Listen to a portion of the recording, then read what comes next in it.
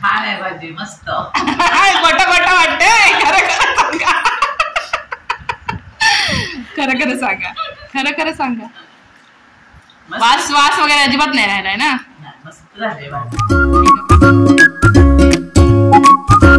नमस्कार मंडळी, नवीन व्हिडिओमध्ये तुमचं पुन्हा एकदा मनापासून स्वागत असा. जसं की म्हटलेलं आहे, मी सुरणाच्या फुलाची भाजी मी करतले, तर त्याच्यासाठीच फुल हे कापू केले आहे मी. आणि आत्ता वाजले साधारण दुपारचे 3 आणि 12 वाजल्यापासून ह्या फुला सुरुवात झाली. तर त्या पूर्ण फुलाच्या आधी आपल्या काढूचा हा एवढ्यात एका काही वास वगैरे नाही असा. थोडा वेळ गेलो, एक साधारण 5 वाजले की एका वास सुरुवात होती. मग त्याच्या आधी तर आपण काढून घेतो आणि मग ह्याची चिरून भाजी बनवतो. पहिल्यांदा आधी आम्ही कापतो.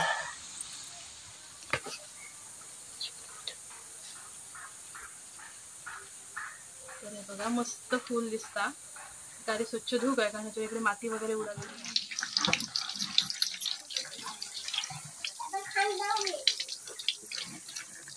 कधी भाजी करू दिसता एकदम घट्ट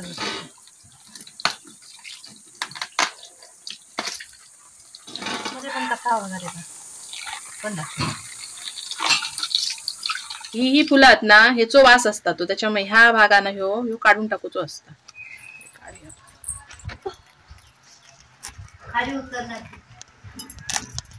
काढून टाकायचं नाही का खाज असत.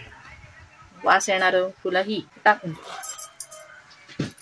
ह्या सगळा चिरायचा आणि घेऊन चिरूया, बारीक चिरून घेऊ. तर मंडळी, जसं की मी म्हटलंय की जो वास फुलल्यानंतर येता, पण चिरताना माझ्या लक्षात येईल की त्या फुलाक वास असताच. म्हणजे जो उग्र वास हा जो सगळीकडे पसरताना नंतर फुलल्यानंतर तो मुळात ह्या पूर्ण फुलाकच असता. तर त्याच्यामुळे मी थोडासा सर्च केला आणि त्याच्यातनं मला कळलं की ह्या चिरलेली भाजी जे फुला ना, त्या गरम उकळत्या पाण्यात घालून ठेवायचा मीठ टाकून, म्हणजे त्याचा तो वास निघून जाता. तर तसाच मी केलंय. पाणी मस्तपैकी उकळलंय, त्याच्यात ही भाजी टाकले चिरलेली आणि त्याच्यात घातले मीठ आणि साधारण तासभर ठेवले. एवढा वेळ ठेवल्यानंतर ह्याच्यात बघा त्याचा सगळं कलर आणि सगळं त्याचं दळ जो आहे तो निघून गेलेलो दिसता बघा. त्याच्यानंतर सुद्धा नळाखाली भरपूर वेळ ही भाजी मुरडून अशी चिरडून मी ती धुतले. तेव्हा त्याचा वास पूर्ण गेलो. कोणत्याही प्रकारचा टेका वास रवलो नाही. म्हणजे जर तुमका कोणी सांगितलं नाही तर तुमका कळला पण नसता की ह्या भाजी कसं वास येत होतो. त्याच्यानंतर मी भाजी फोडणी घालून घेतले बघा. मोहरी, ओली मिरची, त्याच्यामुळे वास मारत.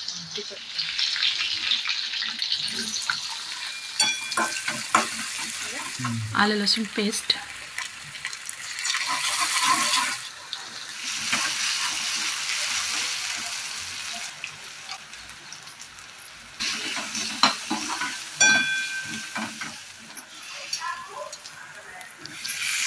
काय वाटतं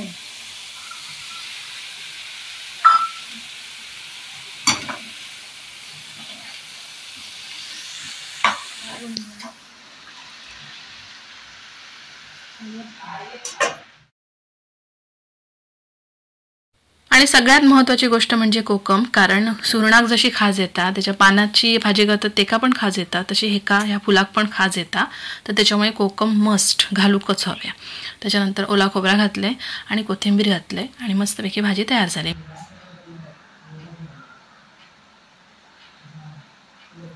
अजिबात वास येणार नाही. जो भाजी चिरता खूप वाटत होतो काही एक वास खाऊन बघूया कशी नाही, चांगले लागते खरं.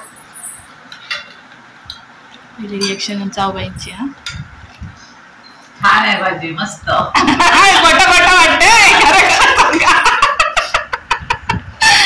खरं खरं सांगा, खरं खरं सांगा.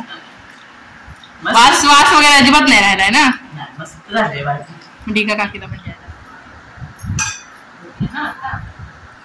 बरी लागली ना.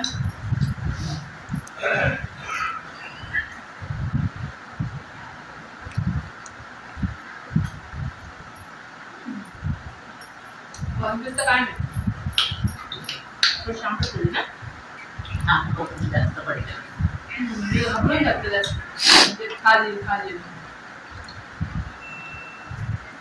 मस्त थोडीशी आंबट झाली बरी. म्हणजे पूर्वग्रह होतं म्हणा आपण हे करतो, वासाचा माहीत असल्यामुळे भाजी मस्त होता. करून गाव